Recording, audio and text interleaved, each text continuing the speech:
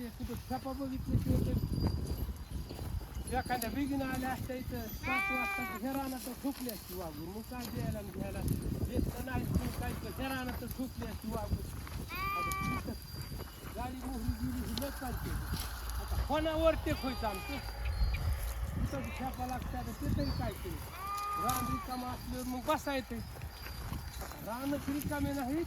आता कोणत्या गावाला जायचं आपल्याला पुढं? आता जायचं तिकडे ह्याला तिकडे साखरवाडीला कुठं लय कांदे तिकडे मागतान कुठं काय झाकान लोक आमच्या इकडे काय मोहरी हा पारदे आहेत म्हणून लई बाबा ते जातीय जाणार काही विषय तरी बरोबरच आहे. साखरवाडी का चाकरवाडी?